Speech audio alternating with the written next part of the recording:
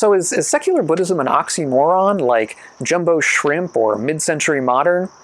We get that one a lot. So I'll try to give you an answer coming right up.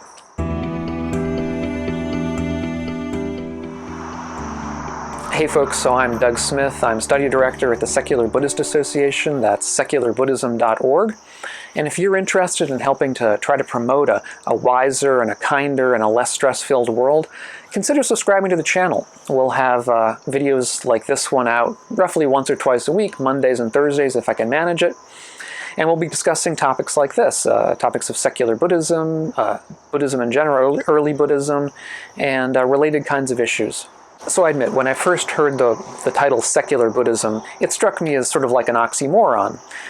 You know, it seems like a contradiction in terms, because, right, secularism to a lot of people means kind of anti-religious, perhaps. Whereas Buddhism, well, you think of that as a religion. So you wonder how these two concepts can go together and whether they really do, whether they really fit. Now, to begin with, I'll have to say there's no perfect description or name for the kind of stuff that we're doing. There's no real easy way to put it. Some people say secular Dharma. I've titled this YouTube channel Secular Dharma for that reason, but it doesn't really matter. They all have their problems. Nevertheless, when I say secularism to a lot of people means anti-religious and Buddhism means a religion, are those two really correct? Now let's think about them for a while. To begin with, of course, there is one idea of secularism that is anti-religious, that stands against religion, that fights religion in many ways. But that's not the only idea of secularism that we have. Indeed, in our notion of Western secular government, we certainly don't mean a government that's anti-religious. What we mean is that it's a political system that allows for a broad range of opinions about religious and non-religious issues. That is, that it's not a political structure that privileges one religion over others, or that privileges religion over non-religion, for that matter. That is to say that secularism allows for a plurality of opinions within the public space. And that's really, I think, where secularism is at its strongest and where it's most important. Similarly, Buddhism, while Buddhism is to a large extent, of course, a religion, it's also, I think, a philosophy.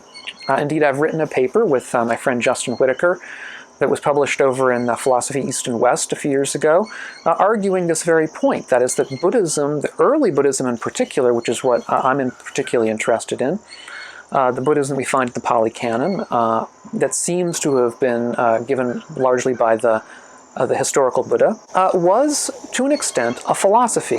It was as much a rational attempt to come up with the best sort of life, to come up with the kind of life that we really all ought to be living, as it is a movement, a socio-political movement, a religious movement that is supposed to encompass a certain group of people and a certain kind of hierarchical structure. Of course, the Buddha seems to have indeed come up with that structure, the monastic structure, the monastic laws, and so on, that we might consider, generally speaking, religious.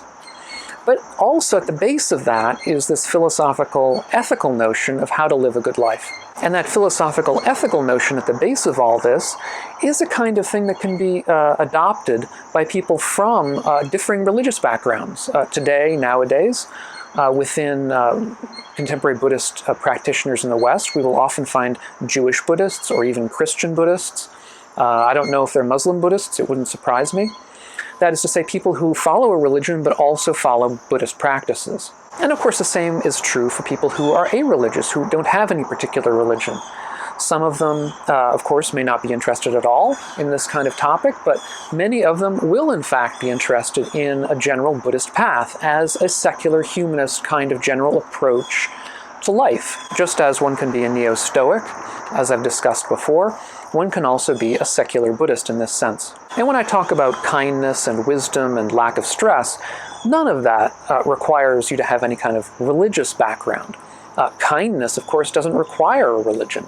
But at the same time, all religions, to some degree or another, promote kindness. Similarly, wisdom is a kind of mental approach to the world that sees through the kind of limited approaches of particular viewpoints to what is actually most healthy and most skillful for us all to be achieving or trying to achieve. And to that very end, the lack of stress or the reduction in stress comes from a relaxing of our hands around viewpoints and opinions.